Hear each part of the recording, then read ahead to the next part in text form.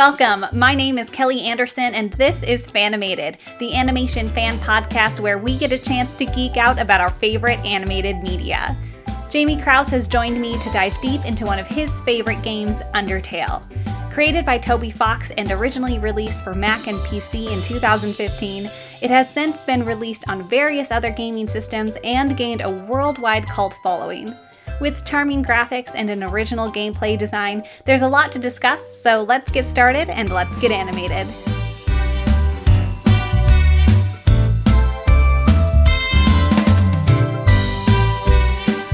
Hey Jamie, how's it going? Hello, it's going good. Thanks for having me. Thanks so much for being back. I'm so excited. Yeah. We are talking about Undertale, the wonderful game that is Undertale. That's Nice. about all I can say. It's so okay. This game, I think it came out in 2015, like towards the end. 2015, yeah. And the reason I remember that is because I finally, I think I waited a few months. So it was the end of my senior year of college when I got this game. And I very specifically remember playing it like while things were ramping up towards finals and graduation and stuff. So I'm in the headspace of like, things are stressful. I got to prepare for the summer and life after college and stuff. I'm going to go play Undertale. That was my plan. That was my go-to. So because it was kind of a weird time, it holds a very special place in my heart, on top of also being just a good game in general. Yeah, that's awesome. I only just played it for a background reference, everyone. So you were like sending me updates when stuff happened. That was so great. I was just like, this is not a nice flower. No. Oh, that killed me because with a couple of them, I could tell exactly where you were in the game because you were like, oh man, I really like the style so far. And then the very next one was just, oh no. Oops, I killed someone. Yep. Oh man. But yeah, Undertale is a role-playing game created by Toby Fox and came out in September 2015. I also remember when this came out because my Tumblr dashboard exploded with Undertale stuff, and I didn't really pay much attention to it. I just kept scrolling through it, which I get. Right. And so all I knew going in was there you can kill people and there's a flower, and that's all I knew. And there's a flower. Yep, that sums it up. Undertale has a unique gameplay style. Oh, definitely. It is similar in some ways to lots of games, but it is different in the fact that when you run into monsters, you don't have to kill them to get past them. Right. And that's kind of like the whole big hook is that you can basically, it's up to you how you want to treat the situation. You can just go right to fighting. There's a big old bright button. Or you can kind of try other things. Like I think the game says you can act, and it's strange because that will bring up a whole different menu of like weird random stuff. Like instead of just, items, run away, fight. Instead of that, there's also like tell a joke, ask for advice, spend time cooking a meal. It's like the goofiest stuff because you're still facing down these giant monsters, but sometimes they're just asking you how your day is, and sometimes they're actually like throwing spears at you. It's very all over the place. It's super fun to play. The whole thing with choosing whether to fight or not, I'm trying to think of how to put this, because that was kind of the hook when the game came out, like you said, that you have that choice. One weird side effect that happened was, and like nobody really thought of this, it just sort of happened, was that instead of the message being there's this cool new game where you can choose how you want to play and different stuff will happen, like slightly instead of that, it became there's this cool new game and here is the exact way you should play it if you want X to happen or Y to happen. So right away, there's tons of people telling each other like all the hints and all the weird stuff. So that's what I'm trying to get to is like I didn't have the exact same experience you had when I played it for the first time, because I had heard like if you really try, you can avoid fighting with everybody. Like, there's always ways. So I didn't ever have to wonder, like, oh, maybe I should just go for it and fight him instead, because I'd kind of had a couple things spoiled for me already a little bit. So I and I don't think that's a terrible thing. I kind of wish it hadn't happened that way, but it did make the game different. What did we say for our spoiler policy for this one? All spoilers are every episode. All spoilers are on the table. That's a good point. If anyone is listening to this and hasn't played Undertale, that would be surprising. But also, like, you should. Well, there was me. I didn't play it till just now. It would be kind of silly if there's someone out there who's listening to this and they're just like, I can't believe they spoiled that. I'm so mad. We're giving, here's your warning. Yeah. Go play it right now. Then exactly. Come back. Like, it really is, there really is something special about it that you definitely can't get just from hearing me talk about it. Like, so much of the game is specifically about you playing it, if that makes any sense. So much of the game is meant to be that experience of, like, wondering what to do and trying different things and how you react to different situations. For example, like, the very first, well, it's not the very first fight, but it's the first major area. The character who takes care of you and, like, holds your hand and is like, oh, these puzzles are too dangerous for you, Toriel, the first big chunk of the game ends with you finally saying to her, I want to leave. I want to get out of this place so I can go, like, find my destiny and some other stuff. And she is adamant that you don't leave. She's like, just no, do not do it. This is for your own good. I'm only trying to protect you. I'm trying to keep you safe. And eventually, there's a fight. And, like, she's not really trying to hurt you badly. If you lose too much health, this is kind of a cool thing. If you lose too much health, her fire attacks will, like, fly away from you and not hit you anymore. But the point is, you can fight her, or you can very persistently just keep waiting and hitting the mercy button until she finally gives up. But the thing is, if you fight her, the game is really tricky about this, because your first attack will do a little bit, and each attack will do a little bit, and you might be thinking, oh, I'm just going to have her lose a lot of health, and then we'll be okay. But what the game specifically does is when she's got, like, still half of that bar left, one of your attacks will suddenly do all of it. And you're just like, no, oh no, I've made a horrible mistake. And then she dies. And it's really sad, because she's like, no, don't worry. I don't hate you for this. I know, I don't remember what she says exactly, but I do remember that it's such a shocking moment, because 90% of the players weren't trying to kill her. So suddenly you realize that that's what this game is going to be like. You're going to go in thinking one thing, and then there's going to be a situation, and it's going to hit you completely upside the head until you're suddenly in a new situation you weren't prepared for. And then, just to make matters worse, that stupid flower shows up and he taunts you about it. That's a good way to summarize this game. I will say that is exactly what happened to me the first time. I was like, oh no, I don't want to kill her, but I just one hit and I wiped her out. I was like, well, she's dead. Yeah, no, they definitely did that on purpose. So the basic story is that you are this human, and there has previously been a war between the monsters and the humans, and the humans won, so they put the monsters underground and sealed them underground. So they're all stuck underground, and you're a human, and you fall into the underground mountain. And that's when Toriel finds you and is going to take care of you. But your mission is to get home or get out or right, whatever. So you need to keep going. The game does a really good job of keeping you on your toes, but also making you realize right away that not all monsters are bad. Like, there's monsters that just talk to you. There's monsters that look goofy. There's monsters that are, like, literal actual training dummies, like on a little pogo stick, and they don't have arms, and they just get mad because they're training dummies. So, although one of those training dummies was one of the hardest bosses to defeat, so I was not happy.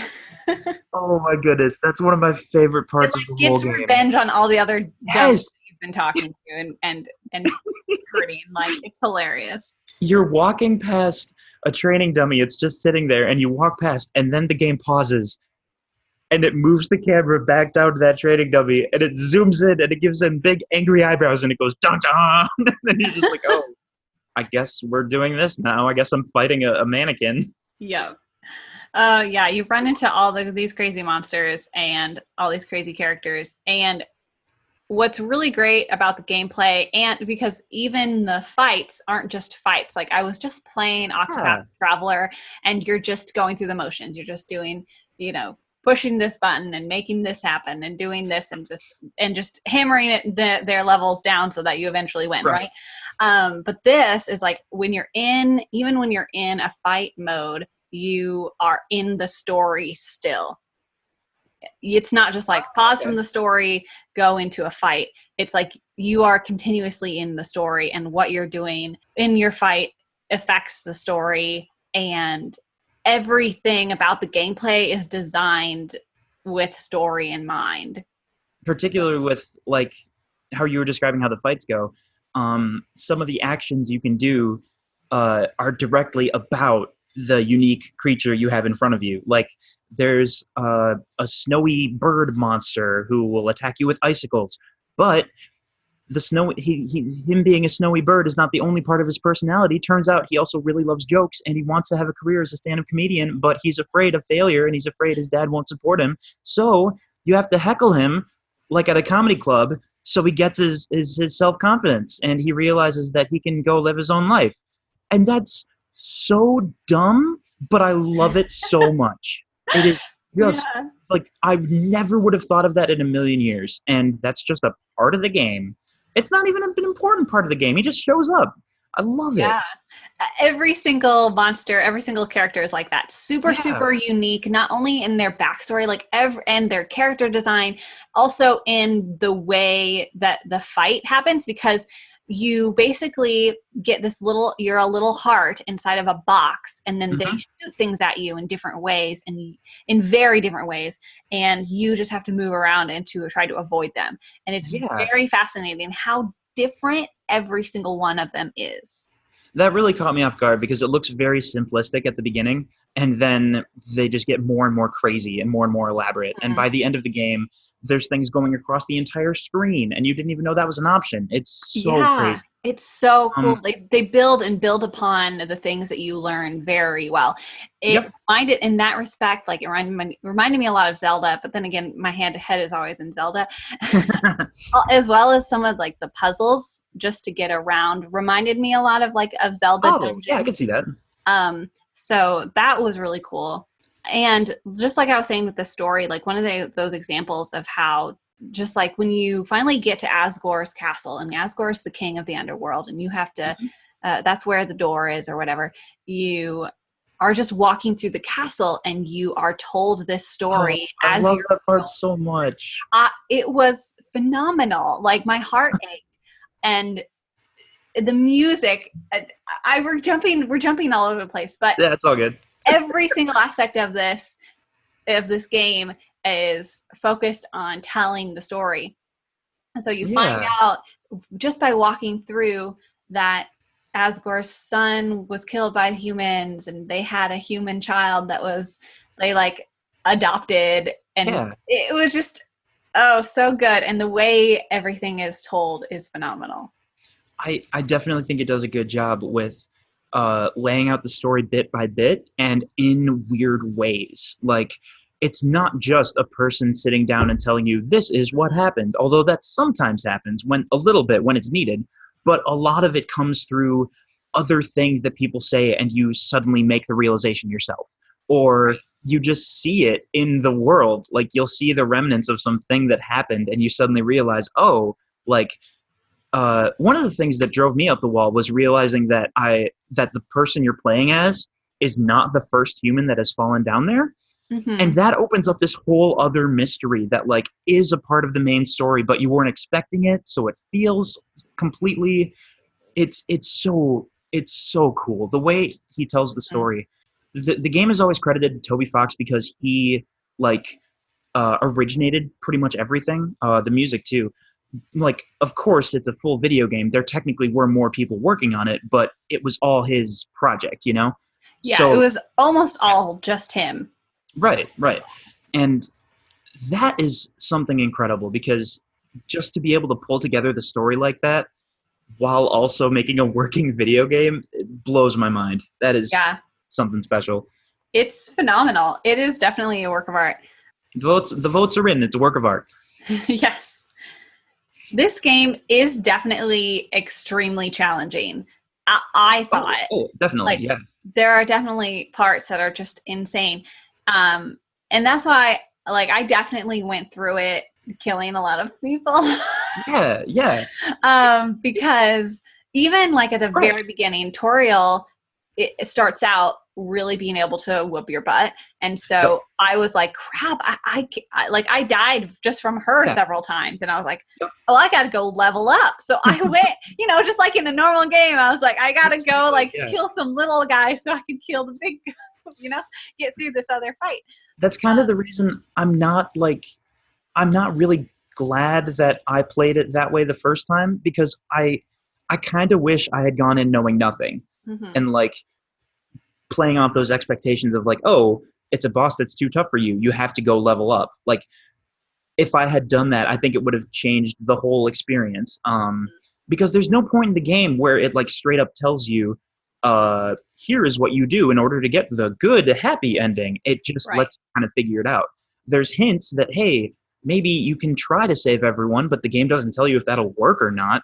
Mm-hmm. In And fact, personally, I didn't have enough patience to try to figure out right, how to right. get past someone. I was just like, I'm just going to kill you. Exactly.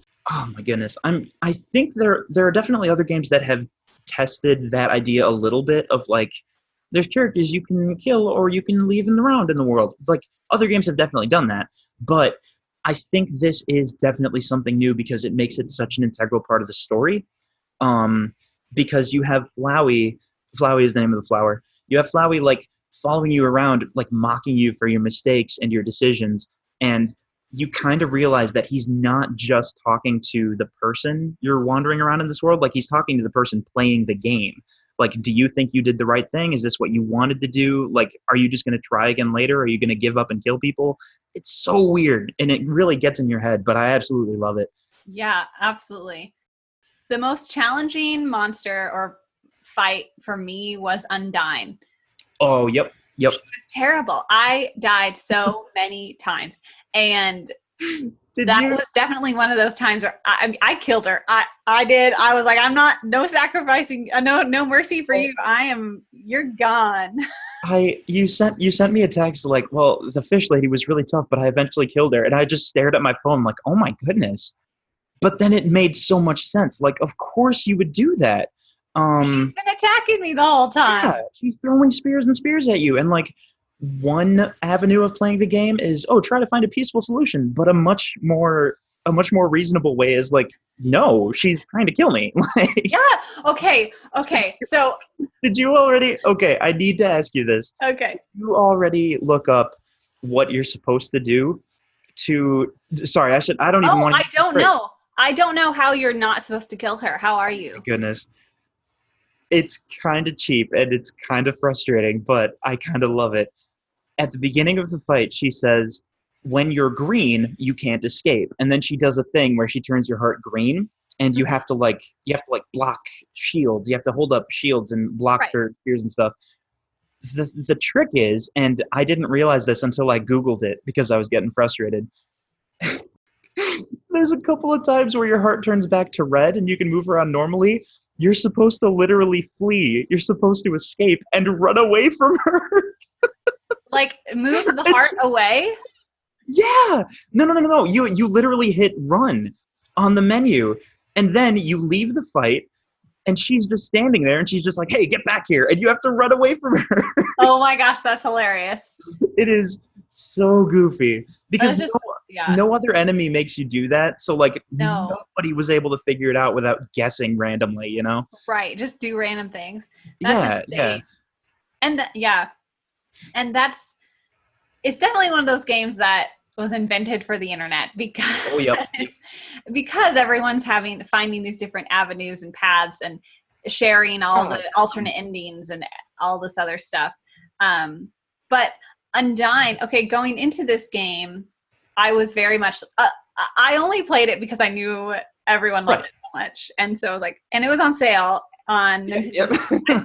I played it on the Nintendo Switch, which I'll talk about later. And I forgot they did that. Yeah. So I was just kind of going through the motions and getting it done. And when Undyne is following you and you're hiding in the grass, and then she like spears the kid that was following you. Like she spears the grass. Her spear comes up and it went right into the eye of this monster kid who was following you around. And then she just like puts him back in the grass. And I was like, oh my gosh, WTF. Like, that was my whole experience of this game, was just like, I was just like, what the crap is happening at every moment. And that was the first time where I was really like, oh my gosh, what is this game? And then of course, like I had to pause and like go do something else for a little bit and come back. And then once I pushed play again, of course he was alive the whole time. But for like for several minutes, I thought she had killed this monster child. So that was my experience. It was like, oh crap. Okay, that is particularly funny to me for a few reasons. I don't know for sure, but I think the implication was just that she reached out and grabbed him. I don't think there was a spearing through an eye. I thought she just grabbed him and then put him back down when she got the wrong person. Well, my interpretation was that she speared him. I'm looking it up right now. Okay. But the other reason that's super funny is because right after that happens, this little kid has a whole thing about like, did you see that? And you think he's going to be freaked out or something. And instead he's just like, she's so cool. And then he just gushes about how she's so intimidating and funny and interesting. And like, he's such a fanboy. It is really funny. It is. It's so funny. There's a great thread kind of going through the whole game of people like talking about how you'll run into a lot of monsters that are like, oh yeah, this particular monster is super strong and super cool and everybody loves them. We're really excited for them to, destroy all of humanity. And you're just like, oh, that took a turn. I wasn't expecting that. There's a lot of big talk about violence. Whether it actually happens or not, that depends on how you play the game. But there's definitely a lot of monsters who talk up like, there's one scene where you talk to a couple of monsters who are, they have a bit of what is the kind of speak I'm thinking of? Like totally, oh my gosh, I can't even, like that kind of thing. And at one point the line pops up, we're just like so hyped for the total destruction of humanity. It's one of my favorite lines of the whole game. So good. Read that and you're just like, oh, okay. Yeah, the writing is definitely very clever and unique and funny and just like things that are just like, they just come out of nowhere, I guess. Yep. Another part I really liked story-wise was when you're going through and there are all these flowers that can repeat things that they hear. And so you're walking by all the flowers and you're basically hearing a conversation that has happened in the past through these flowers. And it's like what they wish for. And they just wish to be up above ground. And so you really, really throughout the game get this emotional attachment to the monsters, both in the way that you're fighting, because like you said, they do like normal things and they do like, you learn about their personalities and their hopes and dreams. And so you really don't want to kill them. Right. No, I would agree with that completely. The whispering flowers thing is so... It's so like heart-wrenching and kind of sad because you realize that you're just listening to a couple of basically, for all intents and purposes, normal people talking about what they want. And that can't happen. And then there's the other wrinkle in the plot of like, oh, well, it can happen, if you die. Like, because there's this Yeah. big whole thing about how, oh, if we have one more human, soul, then we can all go free. So there's a lot of people who look at you and they're just like, huh, so you're the only thing standing between us and freedom forever, huh? Well, I hope you feel good about yourself for that. And you're just like, I guess. Sorry. I don't want to die. No, exactly. And then when you're in the castle, you run into the coffins of the other humans that they killed. Yeah. And Oh it's my like, goodness. oh my gosh, what is like just those type of moments are just like, wow, what's happening? Or Absolutely. when you're in the hotel stands, you, Oh yeah. with him, and that was when I first was like, oh, I actually like this character, because Yeah. I didn't really like most of the characters, but I guess I did. I liked them. I just never got a strong emotional attachment to anyone. And that's fine. And then when Sans was like telling me the story about there's a door where he was telling jokes through the door and the person laughed, and then they said, if there's a human that comes by, don't kill them. And then he was basically like, that's the only reason you're alive, because I would totally kill you, and I was like, oh crap, this guy is not just funny and weird, he's like legit will kill me. They do, oh my goodness, they do such a good job with his character in particular, because they build up the whole goofy, laid-back, lazy character of like, we're gonna make a whole bunch of jokes about how Sans has multiple jobs but is somehow always slacking off at all of them. Yes, and I love his puns.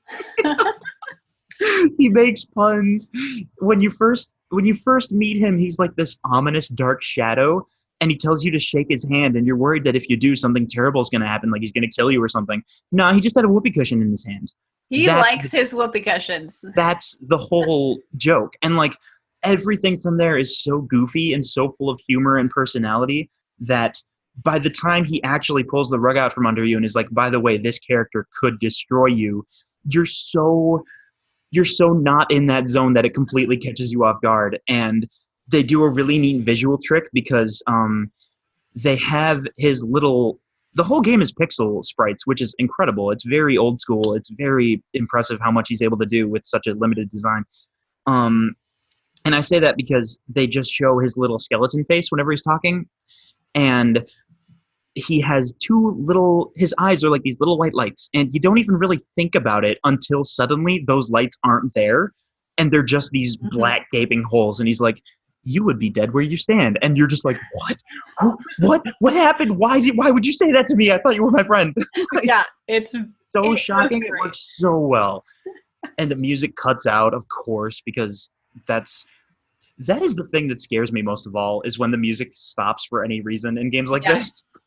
Oh my goodness. It's not fun. The music, every single environment you're in has this wonderful music. Every single fight you have has, and just like you said, they really, really knew what to do with it to make you feel something. Again, it's all about the storytelling, and the music complemented it so well.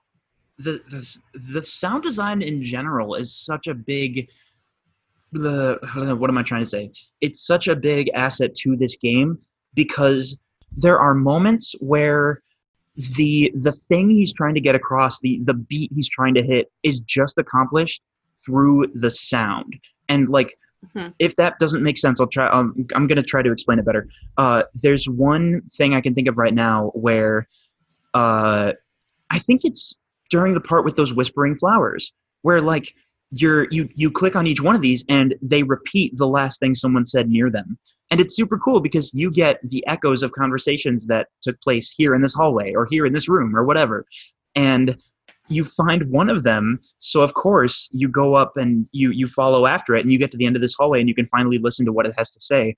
And all it says is behind you, and the music cuts out and the letters show up like one by one really slowly. And you're just like, oh no, what is going on? And even though it's not a horror game, it doesn't have something jump out at the screen, but you're still so in the moment that you don't know what's going to happen. visually too, like all of these environments have very specific looks and feels, and Yeah. it's just very well done. Even though the art is so simple, like it doesn't need to be extravagant. They do a lot with very little. Yes, definitely. So when things happen, like um, when Undyne is coming and is going to throw spears at you, or Yeah. at the end when you're in the castle, that like there's like lighting effects, very simple things like Oh, yep. Okay. like your the human's face is covered in darkness, and then in like this shadow, and so you're like, uh-oh, something bad is gonna happen.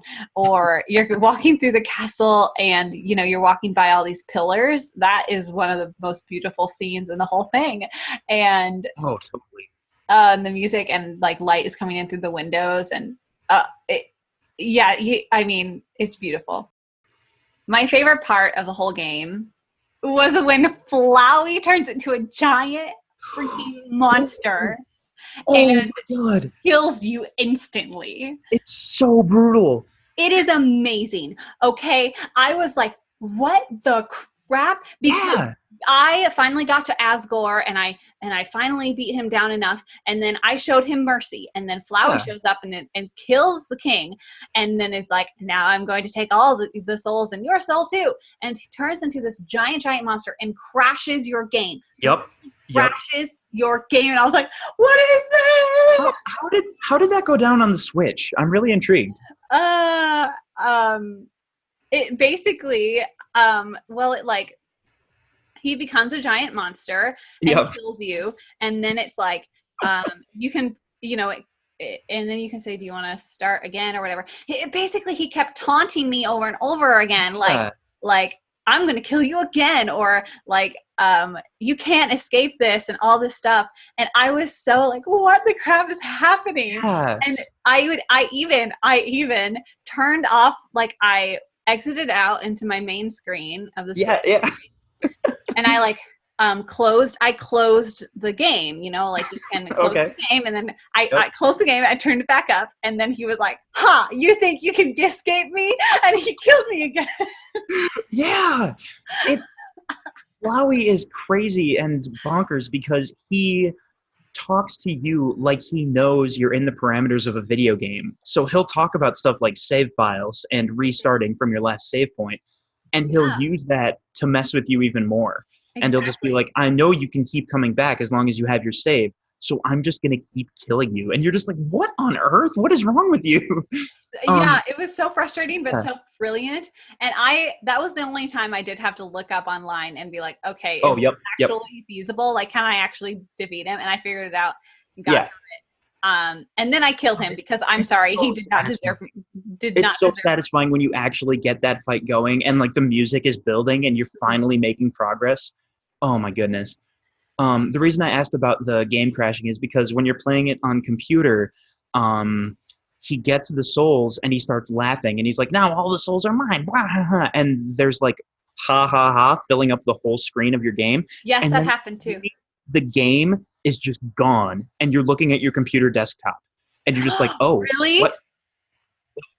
what happened? Like where's Undertale? It's gone. So you start it up again.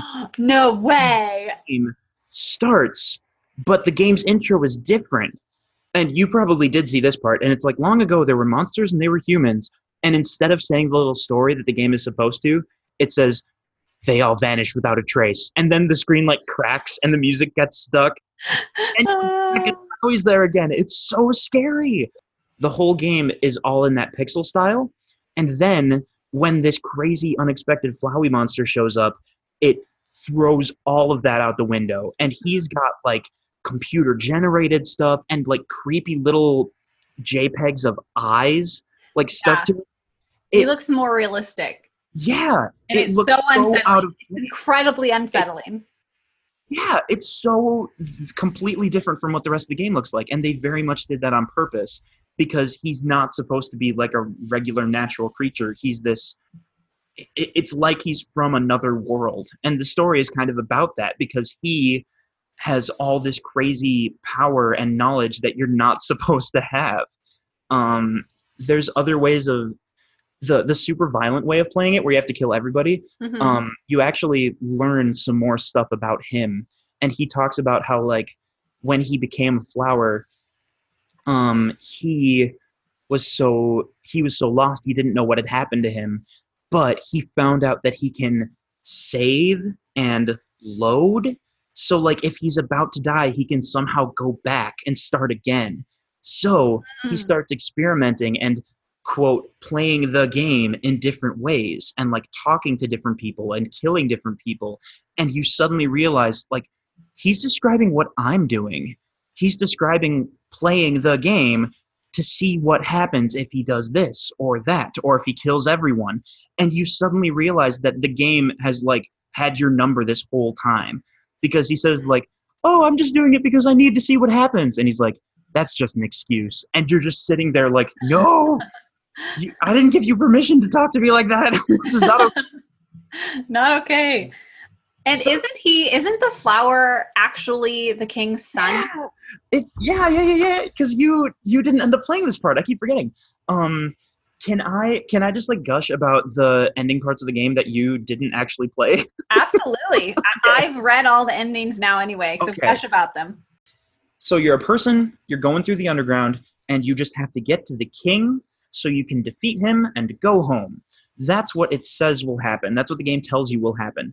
But like we were just talking about, when you get to the king, Flowey comes up and ruins everything. He's just like, no, I tricked you. I was using you to get the power of the souls. So he turns into this crazy monster. You do have to fight him. Now, the interesting thing is, at the end of that fight, you get a choice if you want to kill him or spare him. And a lot of people just kill him because he's the worst, and he has caused nightmarish problems for everyone in the game. Interesting thing is, if you let him go, you actually have to keep hitting Mercy like 20 times in a row, because he just keeps saying, like, what are you doing? This is stupid. I'll kill you again if you let me go. And then eventually he finally gives up and leaves. It says he ran away, but he's a flower, so, like, how would he run? How would he run? He's a flower. Anyway, doesn't matter. So what's really interesting is that you finish the game, and depending on who you kill, it changes the ending of the game. Because if you leave important people alive, then the phone call at the end will be like, hey, this person is ruling over the underground now and trying to keep things in order. But if you killed those people, then there's no one around, so they just have to choose some other person. And they're just like, I don't know, Mettaton, I guess? Yes, that's exactly it. That's the way my game ended, was with he ruled the underworld. The goofy diva android pop star it now is the king of the land. Sure, why not? But what's really interesting is that the ending is really bittersweet, because you have Sans telling you about all this stuff that went down, and how even if you liked a lot of these monsters and they were your friends, they still can't leave. You got to escape, but everyone else is still stuck, right? What's really fascinating is that if you let Flowey go, he shows up again at the very end, not as a monster, not freaking out or anything. He's just kind of confused. And he says something to the effect, I'm getting the words wrong, but he says something along the lines of, I don't understand why you let me go, but I know you're not satisfied with how this all ended. So maybe if you have to try again, try being nicer to people this time. I don't know. See what happens. So that's the game basically telling you, if you play things differently, you'll get a different game. This is where it gets real weird, because at this point, all this you have the story that you are a person who fell in underground and then you escaped. That's all you got. But if you play trying to save everybody, this whole other story opens up. There's a human that falls down into the underground. The king and queen adopt the human, and the human and the king's son are best friends, and they're great. The human dies. The king's son brings the body back up into the world. The humans think, oh no, the monster killed the human, and they kill the king's son. Right. And so now they're both dead, and it's sad. Right. So there are effectively two dead children of the royal family. So that's why the monsters are so angry. That's why they're so ready to start a war with the humans, because they've lost everything and they're still trapped underground. But when you play through the game again, and you try to save everybody, you learn so much more about what really happened. For example, there's a thing in one of the libraries where they give you this little tidbit of like, oh, at monster funerals, they scatter the dust over the monster's favorite thing. Sometimes they say they'll live on in that favorite thing. It's just like this throwaway thing. You miss it. I didn't catch it the first time, certainly. But when you play through the game and you do the whole pacifist thing, you start getting more information about Dr. Alphys, the scientist, and she's talking about how she's doing experiments with something called, quote, determination. And you're just like, wait, what on earth? That's the thing that keeps popping up whenever you save the game. And then you keep exploring this creepy part of the lab that you couldn't get to before. And you get these audio logs of her describing these experiments. And there's all this crazy stuff that goes down. But at the end of the day, what she ends up doing is taking a flower from the garden and experimenting with determination. But the problem is, if you go back to that story from the end of the first part of the game, it says Asriel, the king's son, he came back before he died. He came back, fell to his knees, and died while he was in a field of flowers. So later on, this flower that the scientist took and is doing all sorts of crazy black magic experiments with it, that had like some kind of essence or soul or something in it. So after all these crazy experiments went down, suddenly you have this character named Flowey who doesn't know what he's doing or why he can't feel normal things like a normal monster, and he just starts going crazy. You're playing as this new person. You're not the human who fell down such a long time ago and became friends with him. You're a different person, but he still remembers all of that. So when you're doing the pacifist ending, you have this whole story that's slowly being unraveled to you. And when you get to the end, instead of fighting Asgore, all of the people show up. And Asgore's just like, wait, what's going on? I don't understand. I thought I was supposed to fight this human. And Toriel is there, and she's like, stop fighting. This is stupid. What's wrong with you? And Undyne shows up, and Alphys shows up, and Sans and Papyrus show up. And everyone's like, what's going on? Like, why did you call us all here? And Papyrus is like, oh, because a flower told me to do it. And the music cuts out. Vines shoot across the screen and grab everyone, and they're hurting everyone, and there's attacks flying everywhere. And Flowey is like, hey, guess what?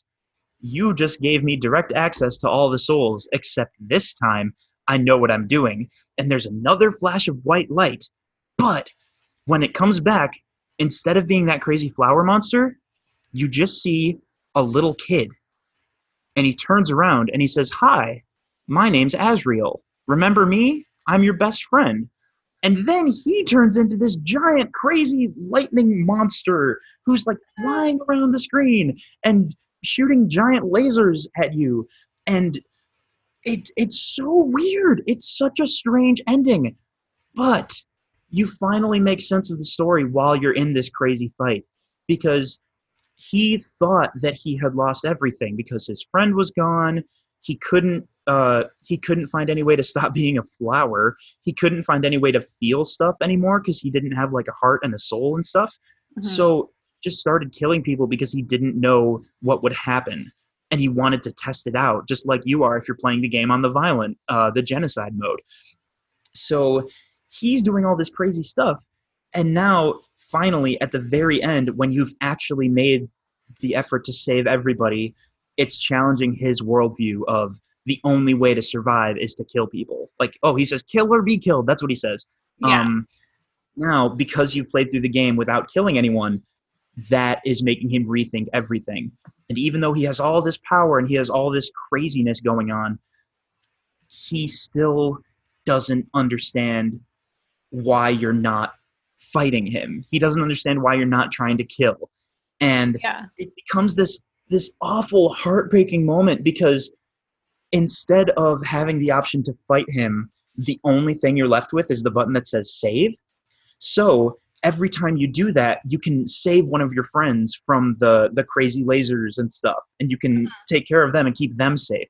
And he just gets more and more angry because he doesn't understand how there can be someone who's succeeding with just peace and caring about people, instead of violence. So he's getting more and more upset and freaking out, and you're saving people and you're saving people, and finally there's no one left to save except him. So you try to hit it one last time, but it won't let you. And it says you can't save your game. He's taken over everything. He won't let you. And then there's a message that says you can't save your game, but maybe you can save something else. And I started crying because the game is basically saying, at this point, if you choose, well, I mean, since you're on this path, it's kind of the only thing you can do, but you have the option of finally reaching out to the most twisted, dark, villainous person in this entire universe and helping them too, even though he doesn't understand why you're doing it. And you can reach out and save him. And when the battle is over, he's just a kid again. He's just this little monster child who doesn't understand what's going on, and he's crying. And your character goes and gives him a hug. Aww. And it's just a couple of pixels in the middle of the screen. But you see your character move up his arm to like hug him tighter, and I was bawling. It's just a couple of pixels, and it is so gut-wrenching. It just killed me. And they've told this whole story with such a simple idea and such a simple style of art and music, and oh my goodness, it blew me away.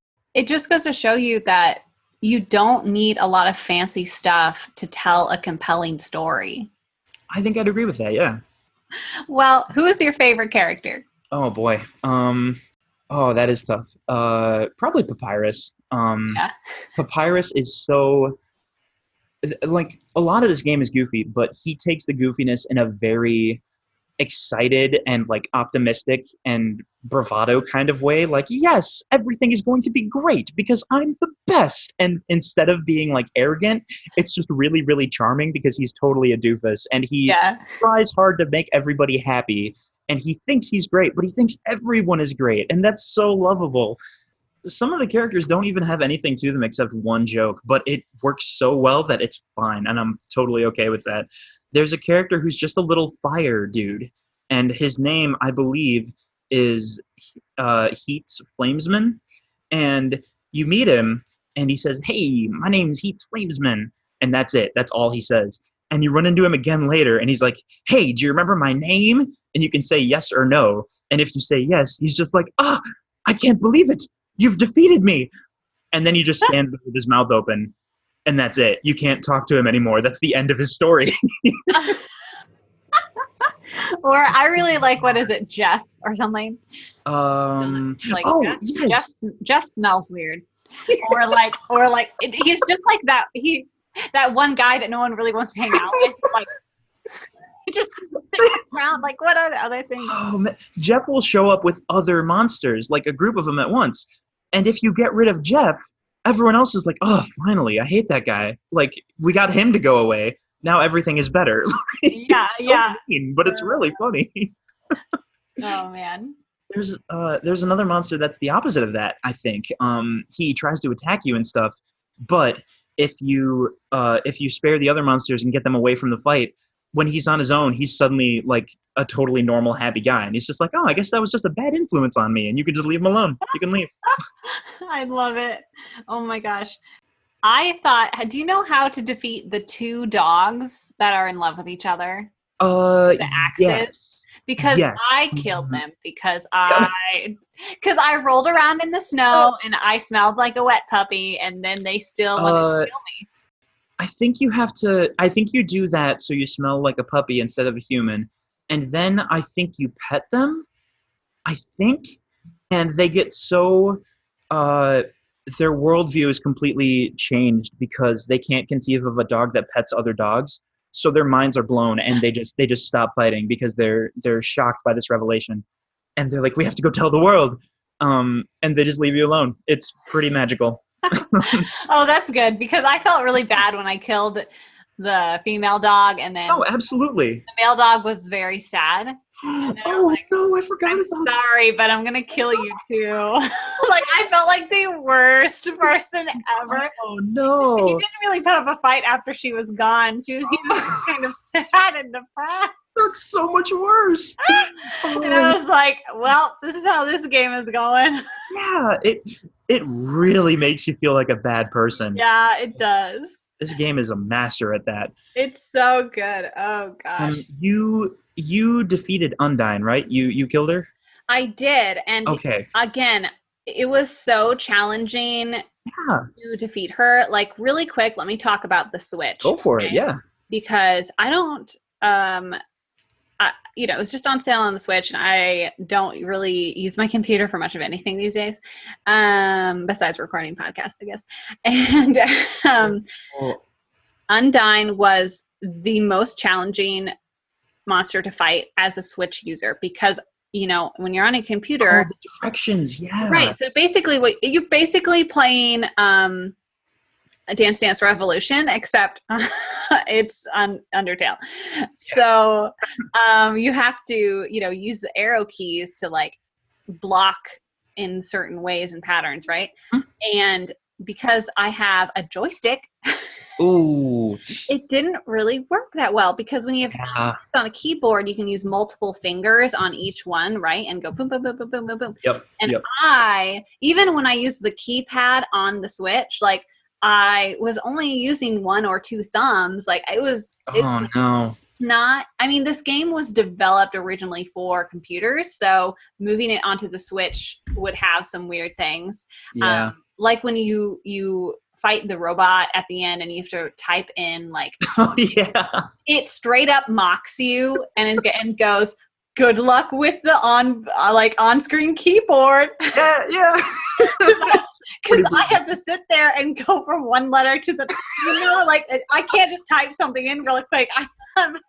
Oh my goodness. So that is so much more difficult than it is on a computer. Yes, there are definitely a few challenging bits about playing it on the Switch.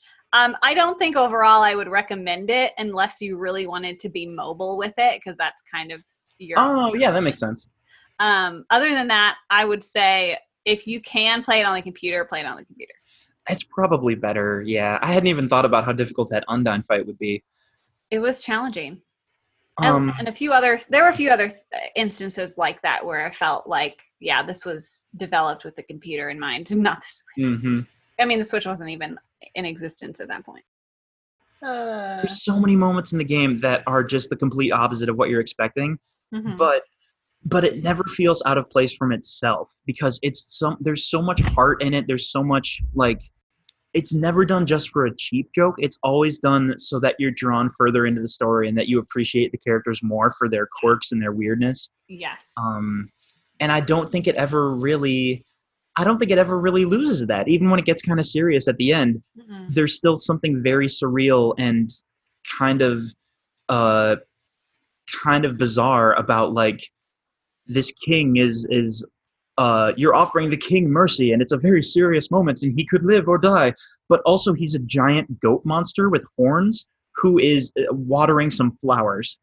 Like, it's so strange, but it all comes together in this really beautiful way that somehow works. You can be laughing one moment, and I certainly was. You can be laughing and crying at things happening at the same time.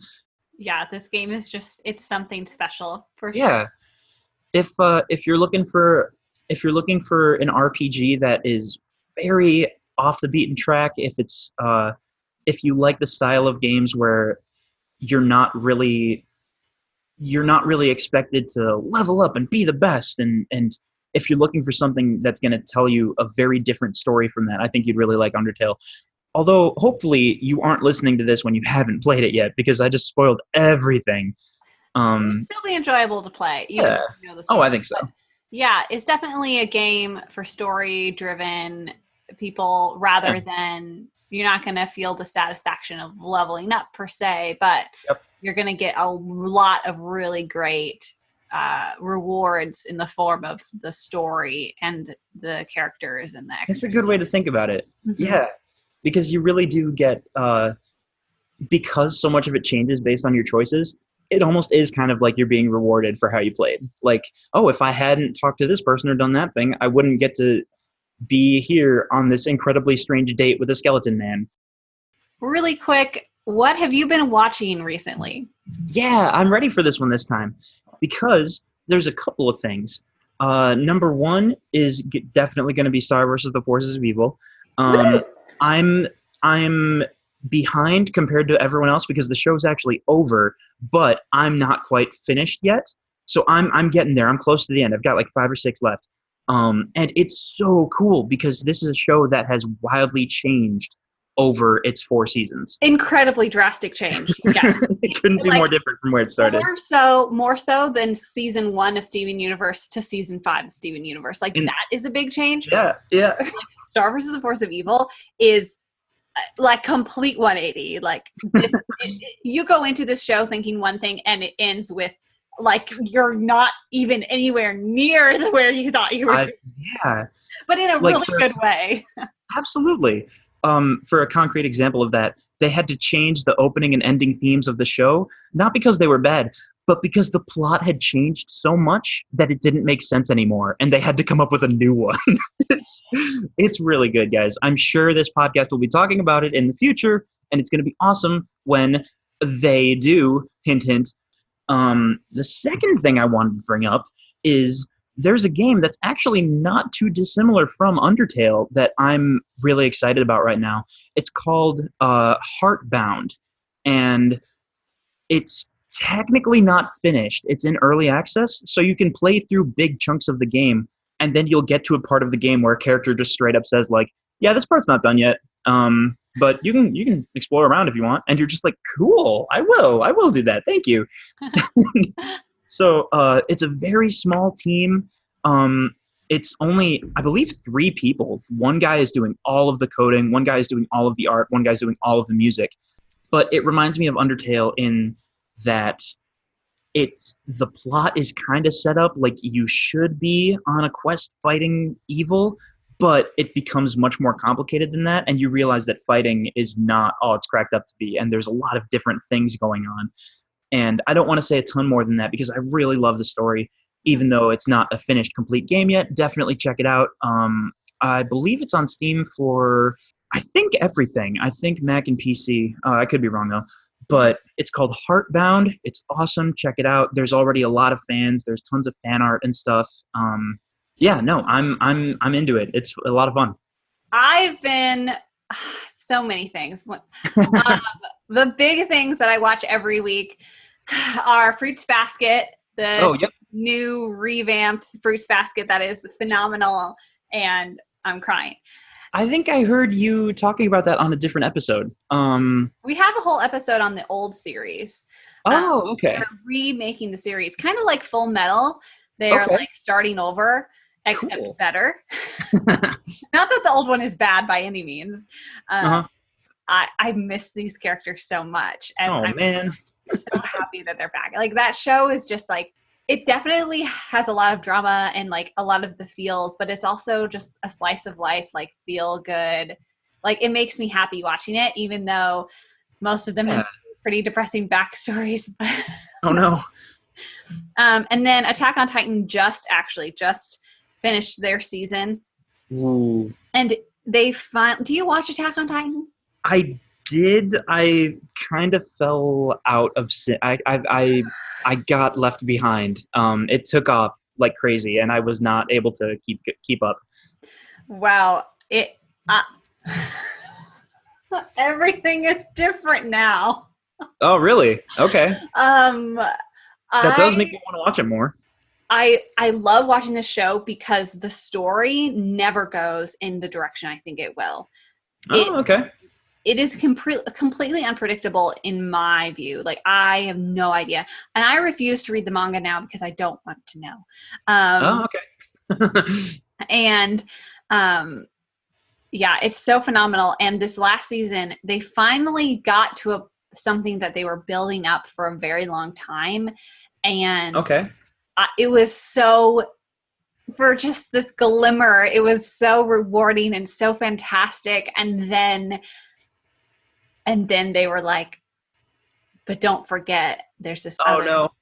other looming thing threatening in the background. And it's like, really, did you have to end the season like this? It was You can't enjoy good things. no, just let the characters be happy for once.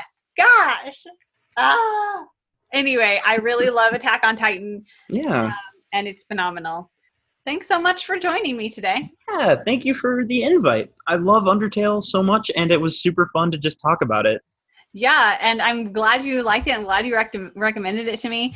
I'm definitely interested in playing Deltarune at some point now, too. Oh, yeah. Holy cow. Deltarune is awesome. I think you'd really like it. It's different. It's very different from Undertale. There's a lot of cool different stuff they throw in. Yeah, I think that's about all I will say about that. Well, I look forward to it. Thanks again, and we'll talk later.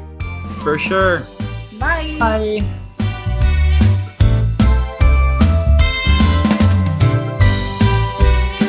Thanks so much for listening, and a special thank you to our listeners who support us on Patreon. To gain access to awesome rewards and help support the technical costs of the show, go to www.patreon.com/Fanimated.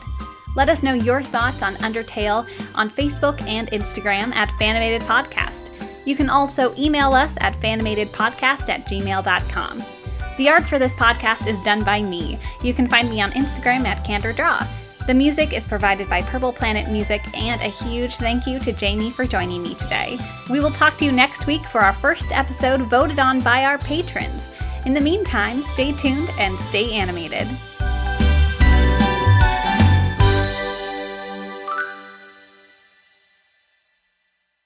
And okay. I recorded a couple of them. I recorded Aladdin and I recorded Cloudy with a Chance of Meatballs while I was up there. Oh, that's awesome. Yeah, so I was able to do that.